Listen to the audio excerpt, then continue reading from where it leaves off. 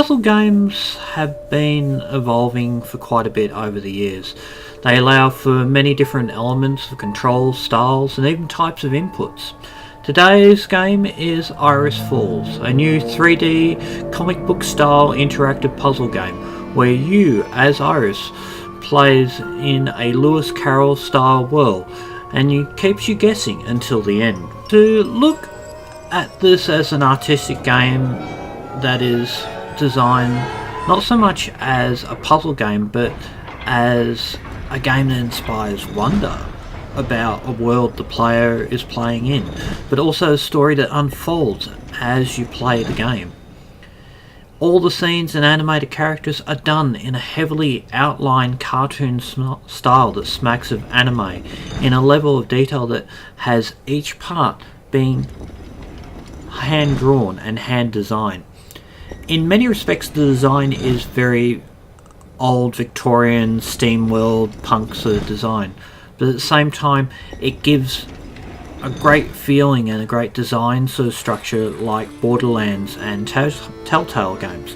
It gives that whole sort of immersive feeling of design, like a live action comic book come to life.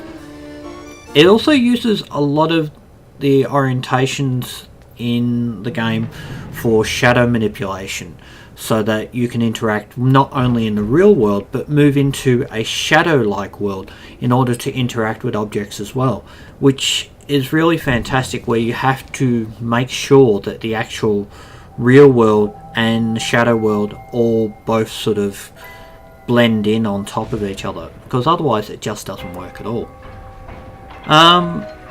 Another very important thing about this game is it's a very direct sort of reminder of an old game done by Compulsion Games, the guys that made We Happy Few. They made a game before that which was called Contrast, where you played as a female protagonist trying to solve the puzzles and everything, and part of that was actually manipulating the real world by orientating it so it would cast a shadow to create the right sort of orientation for the other character to progress further into the story. It's a very well designed idea, and I love how it's been orchestrated in here. The game is a visual delight to the eyes, and it pulls the player in the minute you start playing it, and I like it a lot.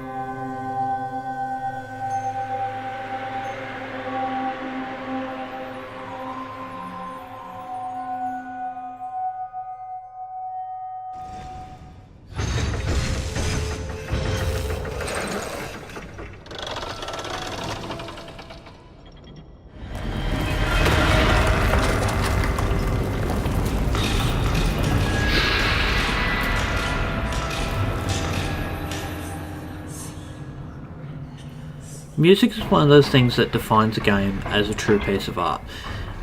By its composition of piano and string instruments, it creates a feeling of dread and intrigue that can drive you from place to place with the dark, gloomy feeling of an Edgar Allan Poe novel.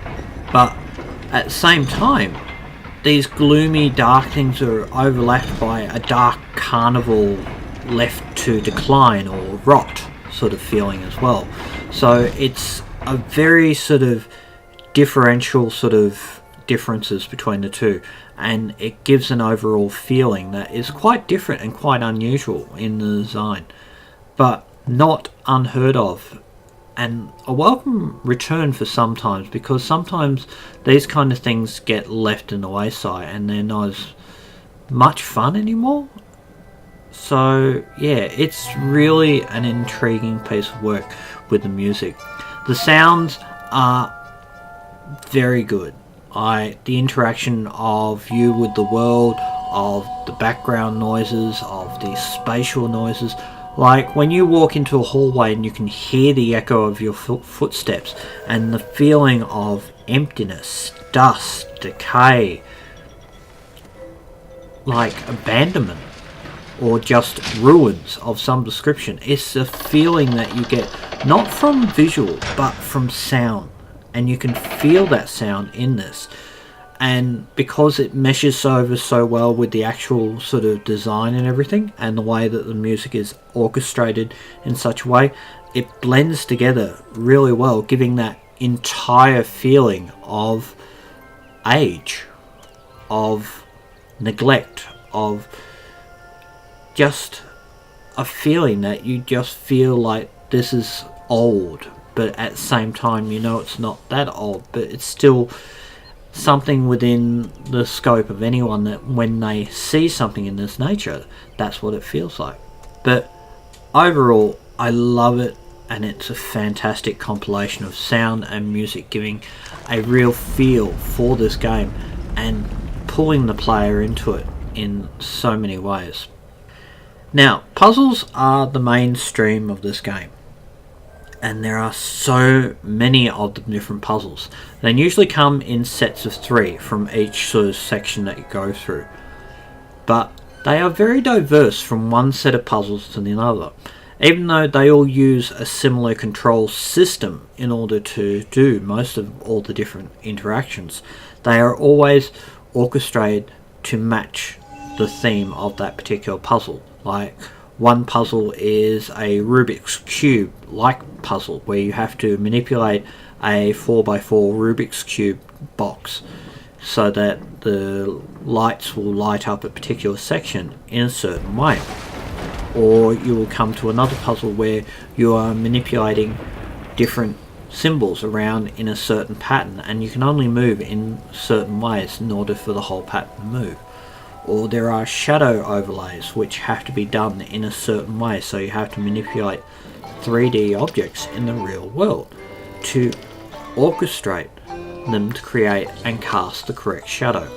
There are patterns, there are sequences, all sorts of things, and it's a real huge blend of tried and true puzzles that have been done many times, but at the same time the puzzles here give that feeling of overall construction, and it gives this overall cohesive sort of movement of the dreamlike Alice in Wonderland sort of movement of one place to another.